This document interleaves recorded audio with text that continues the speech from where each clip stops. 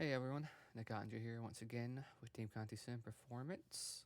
This week we're at Chicago Street Course, and a very difficult street course. So it's not like a normal road course. It's a lot more bumps you have to work through, navigating some sweeping corners, some 90-degree corners, and stuff like that. So that said, I'm gonna let this kind of roll through for about a lap or two, give you guys just unfiltered, just raw laps so you can kind of look at it, then we'll dissect it. So that said, I did a 10 lap run here, but I'm gonna go about 2 or 3 laps with you guys, so I'll let it roll now.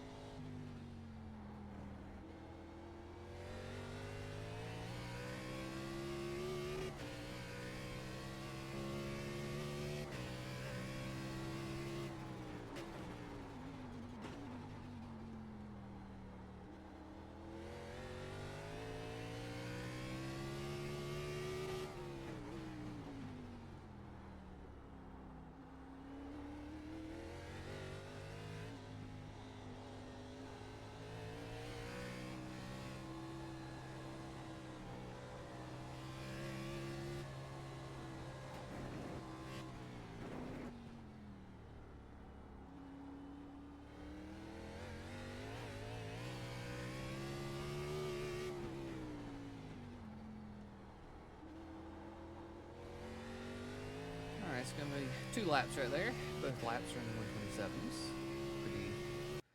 Pretty sporty, I would say.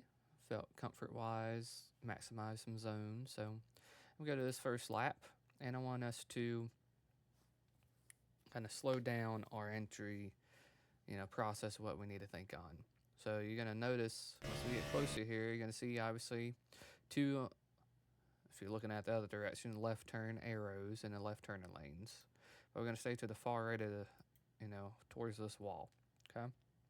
Now, the second set of these arrows that are actually pointing to the right on the track, that is my marker. That is my zone to where I know I can push my braking to be just right at as soon as I get the front bumpers or front tire, around this left edge or right edge, whatever side. I know this is the zone I will be braking. That is where I'm starting to transition my brake. Now, turning away from the wall is very important here, okay, for turn 1.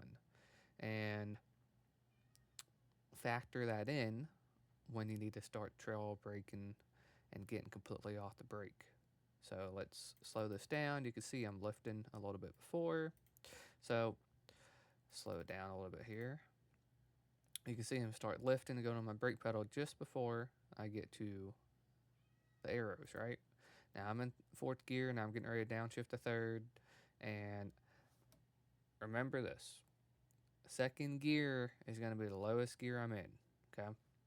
Anywhere on the track. I'm not going to first because I don't want to add any more wheel spin to the rear tire. It's too much torque to the rear, with the rear gear we have. So now, going to see I'm going to blip down to second. And now, going to actually start turning away from the wall. I'm setting up my front capability, getting off the brake. I'm still at heavy brake pressure, but the closer I get to this 90-degree angle, doesn't matter what corner it is, I want to be completely off the brake. So I'm not sliding the fronts with more wheel inputs, okay? I don't want to add wheel inputs and just continue to add front resistance. I want to make sure the car is in a free rolling capability and I have the ability to point the car out I need. So trailing off the brake, off of it completely now. I will be angling right as tight as I can get this left front to this wall, okay? So I'm going to go to the chase view so you can see how important it is to get close to it. You can see how much room I still have here, right? And you got to, the driver perspective, looks like I'm right on it. So now this is where you have to reference as a driver, where your left front and right front is going to be. And here I have a good, look how much distance I have. I have about 2 feet, 2.5 feet of distance to I can actually get closer to this wall. Why that is important as well is because it's your exit angle. You're actually going to start gaining some grip the closer you're actually really able to hit this apex, because then you can start opening your wheel up to get to your straight drive quality of this corner exit. And you actually start losing some banking to where you start sloping towards really this wall a little bit steeper. So the closer you get. So slow this down. You can see the exit. Once I cross this zone right here, this is where you can really see how the car is rolling over here, right? You can see how it's rolling over. It's trying to get some actual weight to this side so you can actually pivot, okay? So the closer you get here, easier it is to not get the full throttle, right? So the sooner you can get to full throttle, that's the quality that you want to have. But you want to make sure you're going to have it a straight exit as much as possible to when you're working to a linear 100% throttle. You can see now I'm at 100% throttle as soon as I get the wheel back straight. Now, this is another braking zone that is very important to remind yourself not to overshoot. And you'll start seeing where this dash mark ends, and that is a very key point to start lifting and braking.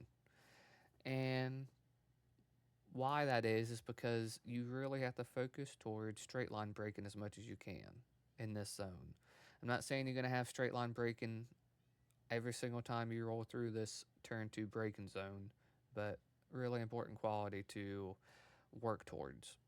And you can see I'm going to start adding some wheel input, try to turn to get my trajectory back correct, because obviously I'm not far to the left. I want to be as close to the wall as I can, which is why the exit of turn 1 is very important. You don't want to exit too wide and then have to, cost yourself some braking stability because you're just too far to the right. So let's focus on that. And you can see the closer I get to these dashed, marks here, and this arrow, you can see I'm going to be completely off the brake. Now, this zone, when I cross the left front, crossing this double yellow line, I want to be completely off again, because now, much like turn 1, it's a 90-degree angle. This time it's to the right, and I want to be as close as I can to this wall. So I got a little bit of distance I can cover, but now I'm back to the partial throttle at my apex because I don't want to cost myself exit speed. So I want to be into the throttle and exit as straight as I can. But now the exit of 2, very key to make sure we actually get the power down correct. It's a tight 90-degree angle. You know, it's not going to turn well all the time. It's not going to have the rear grip that you want all the time. So really important to have the angle at this apex correct so you can open the wheel up for your exit. You can see I'm going to start opening it up. A little bit of slide because I'm just aggressive with the throttle. And now you're actually going through some variation of the track. You know, you're going to a higher bump. Now it's going to actually slope down, and then it's going to slope back up. Okay? The closer you are to this wall, you can see how the left side's starting to, you know, slope up. It's going to have a higher, really higher angle.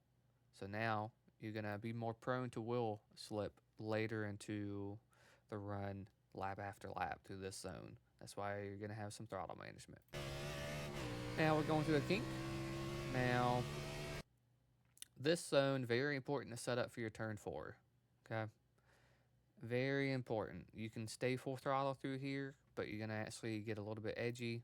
In this part, the closer you're getting to the wall and more wheel angle you're having. So you may want to be partial throttle after 2 or 3 laps here. Maybe 70, 75%, whatever's comfortable with you, to where you're just going to start straight lining into this braking zone where you see your 4, 3, 2, and 1 right here, markers. So straight line brake as much as you can. As soon as I cross my left front, and really it's hard to tell, but the left rear is going to be crossing it right now. You can see the left rear pretty much lined up with here. I'm in my braking zone, and you can see the angle I'm at. I'm basically halfway between the road, right? So I want to make sure I'm straight lining as much as I can to get my first downshift from 4th to 3rd. Now I'm going to go down to 2nd, in between the 2 and the 1 here. Very important so you can actually start getting off the brake once you add more wheel inputs, so you're not braking rear free in this zone. While you have too much braking, once you start turning away near this 1 sign, you can see how I just got a little edgy right there, right? Look how much brake pedal I have. About 50%. I use more wheel input because this is a bumpy zone. You know, I used too much braking, and that just got me free. So I had to catch it back by a little less brake, getting it back under me. And now, once I get close to this little kink, this wall, I'm back into the throttle because I need to make sure I'm not pointing the car and loading the car where it's just too responsive with too much wheel input. So that is my characteristic. You see I'm partial throttle, now back to the brake. Now, finding this point here, see the McDonald's logo, I'm going to be completely off the brake once I get the rear of the car and the front pointed away from the wall. Remember that quality, the starting to point away from it. So you can see here, I'm right up against it, McDonald's logo past it, and now I'm turning away from the wall. Now you're going to see me get completely off the brake almost instant. So I'm actually keeping the car in a rolling speed that is optimal through this section. Now, partial throttle is going to be key here because you don't want to actually use too much wheel angle to, you know, hit the left or the right front. Right here. Now you're going to be partial throttle. Try to exit as straight as you can with open the wheel up. And use all the real estate you can. So this is going all the way to 4th gear.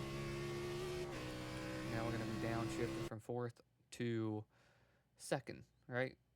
Okay, you can see, look at the distance we have. I'm starting to lift to get into my braking zone now.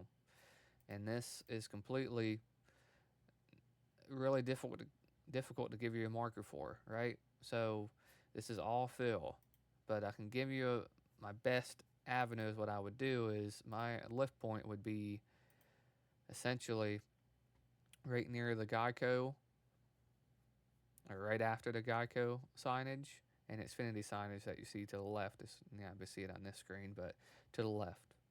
And that's going to give you about a car length of distance here before you start lifting. And then I'm going to get to my straight line braking as much as I can. And you can see I'm starting to actually angle towards this wall, right? That's important because I don't want to clip here, but I want to give myself all the ability to use what I need to get straight line braking early, and then I can actually get off the brake like I need. Gonna go down to second gear now, and you're gonna see I'm starting to turn away just before the 1 sign, and I'm still under heavy braking. This is as much straight line braking as I'm gonna do. I'm gonna start trailing off the more wheel input I have, and now I'm gonna find that point again of getting completely off, which is right around this arrow and the double yellow line. You can see how much wheel angle I have. I want to get as close as I can to this 90-degree apex angle here, and back to the partial throttle just before I hit it. That's loading the car correctly to the front and making sure I can actually transition to a linear throttle smoother. So I'm going to exit as straight as possible. Now this zone later on, very important not to just get to 100% throttle. Very important not to get 100% throttle, because right here, once you crest this hill, the car is very light.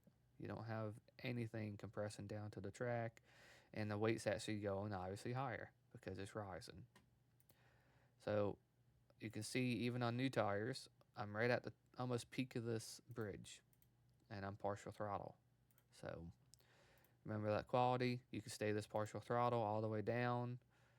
Now I'm braking before this transition here, right? I'm braking before I actually get down all the way to this color change.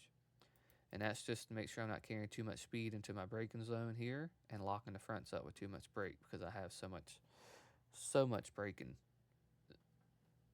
pressure really involved in here. Now I'm going to try to clip the left front here and be off the brake at a certain zone, so I'm not carrying brake all the way into this, again, 90-degree angle. So see, I'm getting off the brake, trailing off, and now I find that point, which is directly when I actually cross the left front and left rear through these dashed marks, off the brake, and you can see right there, as close as I can, back to partial throttle. Slowest part of the track is right here, I'd say, and getting the car to cut. So I can get to full throttle from partial throttle pretty easy in this zone the first couple laps, and now you get into a bumpy section right here. Partial throttle because I don't want to just add a wheel spin, get me offline, and then have to regain traction just to get on entry in this corner. So we work through some bumps here, pretty bumpy like we would say exit of 2 is. You know, partial throttle, I'm going to start turning away from the wall. Very hard to give you a precise zone here, but best thing I can do is when you get the right, you know, windshield brace on the right side, you're going to start turning completely into the corner where that truck is, and ultimately stay partial throttle as much as you can to get close to this wall. A lot of speed can be made here getting close as you can, but a lot of speed can be cost, you know, really in angling too late or just not using enough track. That way, because this zone you want to get back to your full throttle earlier, or the most throttle you're going to have earlier, so you can get to exit of this directional change with as much really speed as you can without costing yourself tire life, because you're actually sliding the car. So closer you are to the right, you're going to be able to actually open the wheel up and put the power down, straighten the entry into this directional change. Now 100% throttle, just for a brief moment, partial throttle in second, still second. Really want to stay partial throttle and hug this wall as much as possible, so you can actually put the left sides crossing this line for when you're actually doing your directional change back to the right with as much capability in straightening this entry into it. Let's think about that again. Get as far left as you can, crossing that line, and then stay partial throttle. Your left front will give you a good marker here. Should be right on this actual weight line. That way you have all this angle here, you know, to hold this angle like you need to straighten in this part up. Now we're into a really compromising zone if you carry too much speed and lift too much too early, or you lift too late and get into the braking zone of locking the front tires up because you're trying to push this braking zone. Really bumpy section again. You're going to be on the left side. See, I'm in the braking zone. The closer I get here, I'm going to add more brake. And now you're going to see a dip right here. I'm going to be turning just before that and loading the fronts, as you can see, trying to not cause any lockups once I actually compress back into the track. Going to get off the brake a little bit. Use my max wheel angle again, trying to get off the brake. Max wheel angle. I'm trying to actually get off full brake and rolling out of it. Hugging the wall as much as I can. See, I still have a little distance I can close. Partial throttle. Really easy to use too much throttle and spin the tires as soon as you get to this zone. And again, much like you're going through the other bridge, now you're going uphill, having the same qualities. This time, you're actually at a slower speed because of ultimately you don't have the long straightaway, you know, that you carried speed from. So now you're going uphill, adding some spinning the tires again. Second gear, hug the wall as much as you can. Again, get as close as you can to it. Exit to the right as much as possible, so you're not adding the outside wheel any slip the closer you get to the wall. Now, the reason that is because when you actually get to full throttle again, you want to be as straight as possible. So the more throttle you get in here, you can see I corrected back a little bit because I used too much throttle in that zone. So if I was 5% less, I would have been just fine. But I was pushing for a good lap there. So that's going to cover it for us at Chicago. Give you guys a, difference between lap time, 2 seconds and 10 laps. And I'll let you see the difference from first lap, all the grip I had, to lap 10. Let it kind of play through, and then we'll end the video.